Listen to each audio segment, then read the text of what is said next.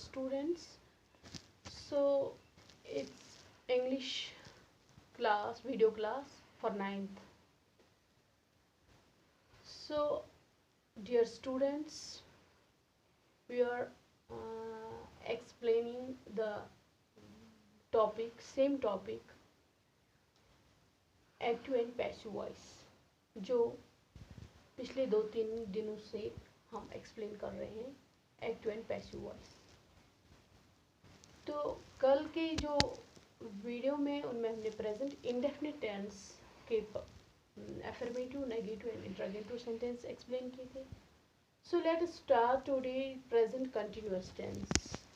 किस तरह present continuous tense के अफर्मेटिव सेंटेंस को हम पैसिव में चेंज करते हैं। यहाँ पे मैंने लिखा है एक्टिव वॉइस सिंबल और उसका स्ट्रक्चर जिस तरह सेम होता है पिछले उन प्रेजेंट इंडेफिनिट, इसी तरह, लेकिन इसमें थोड़ा चेंज होती है। सब्जेक्ट इज एम और वर्ब का first form by plus object. Passive voice बनाने के लिए आपको पता है ऑलरेडी ऑब्जेक्ट को पहले लाना होता है, इज एम और प्लस इसमें ऐड करना है हमें बीइंग और वर्ब का third form by plus subject. अब एग्जाम्पल के जरिए आपको समझ में आएगा। सब्जेक्ट के हिसाब से Ravi is playing cricket, playing first form of the verb and cricket object. Now जब हम इसको पैसिव वॉइस में कन्वर्ट करेंगे तो क्रिकेट को ऑब्जेक्ट को पहले लाएंगे सब्जेक्ट की जगह, तो रवि ये यहाँ पे क्या बन गया, सब्जेक्ट। इज बीइंग इसमें ऐड करना है स्ट्रक्चर के साथ प्लेइंग, वर्ब का थर्ड फॉर्म बाय रवि, तो ये यहाँ पे क्या बन गया, ऑब्जेक्ट। जो यहाँ पे एक्टिव वॉइस में सब्जेक्ट था वो पैसिव वॉइस में क्या बन गया, ऑब्जेक्ट। तो अब हम इसी तरह आप कुछ भी बनाएंगे इसमें।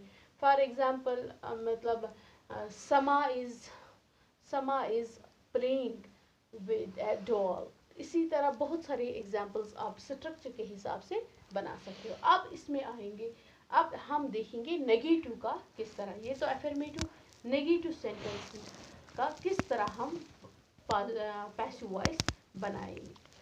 नेगेटिव सेंटेंस, इसका हम किस तरह पैसिव वॉइस में चेंज करेंगे। ये है इसका स्ट्रक्चर एक्टिव वॉइस। सिर्फ इसमें नॉट हमें ऐड करना है, सब्जेक्ट, उसके बाद इज, एम और प्लस, उसके बाद हमें फिर नॉट इसमें ऐड करना है क्योंकि नेगेटिव सेंटेंस है। सेम स्ट्रक्चर, आईएनजी तो आपको पता है वो आपके साथ ही लग जाता है, आईएनजी ऑब्जेक्ट। यहाँ पे मैं ऐड करना भूल गई, आईएनजी उसके बाद ऑब्जेक्ट। तो जब हम इसका पैसिव वॉइस में ये चेंज करेंगे, इसी तरह ऑब्जेक्ट को यहाँ पे लाएंगे, उसके बाद इज और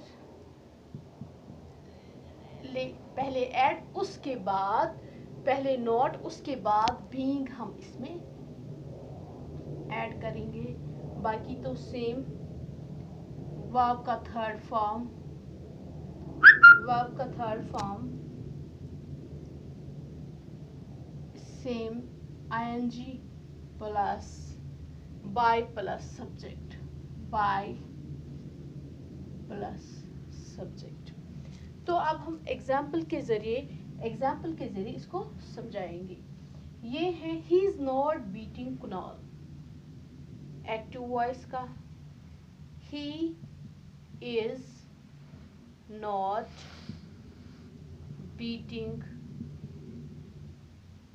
Kunal, he is not beating Kunal. तो अब हम जब इसका पैसिव वॉइस में चेंज करेंगे तो ये आपको पता है सब्जेक्ट है, मेन वर्ब फर्स्ट, ये ऑब्जेक्ट है। तो स्ट्रक्चर के हिसाब से हमें क्या करना है, इसको Kunal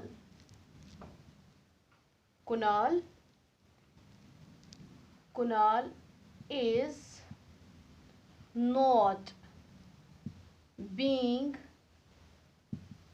Kunal is not being beaten.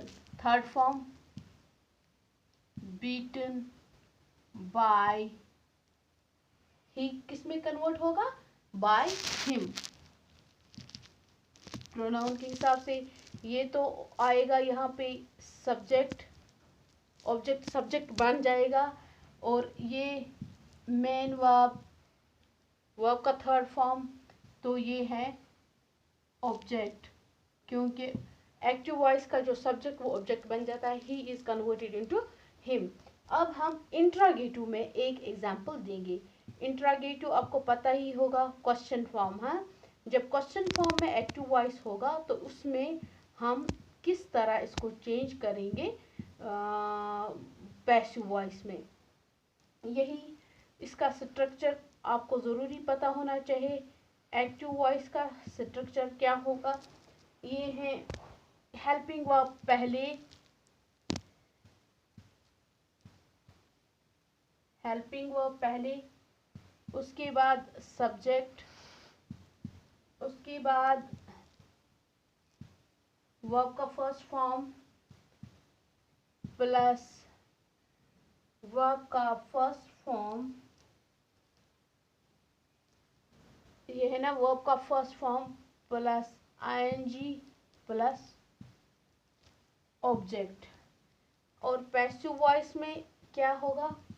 Passive voice में हेल्पिंग वर्ब क्वेश्चन फॉर्म में पहले ही आएगा, इसमें चेंज नहीं आती है, पहले ही, उसके बाद आता है ऑब्जेक्ट. ये आपको पता होना चाहिए. ऑब्जेक्ट, उसके बाद आता है बीइंग, बीइंग वर्ब का बाकी तो सेम रहता है, वर्ब का थर्ड फॉर्म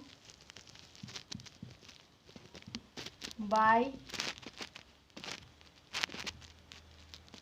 सब्जेक्ट. अब एक एग्जांपल में आपको यहाँ पे दिखाना चाहती हूँ इसका एक्टिव वॉइस, पैसिव वॉइस. यहाँ पे are you teaching the students, are you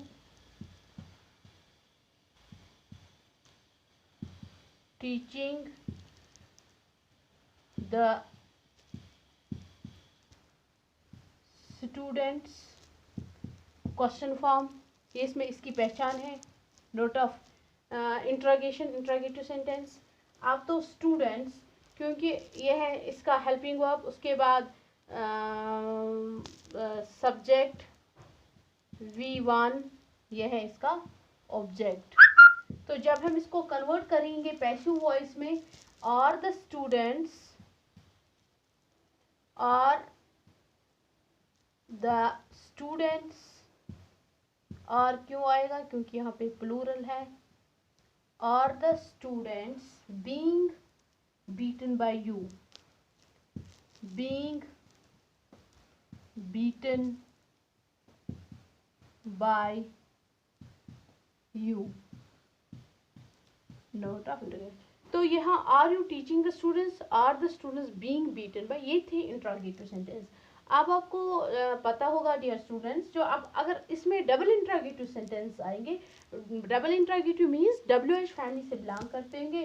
तो फॉर एग्जांपल, यही मैं एग्जांपल देती हूँ. Are you, why are you teaching the students, why are you teaching the students.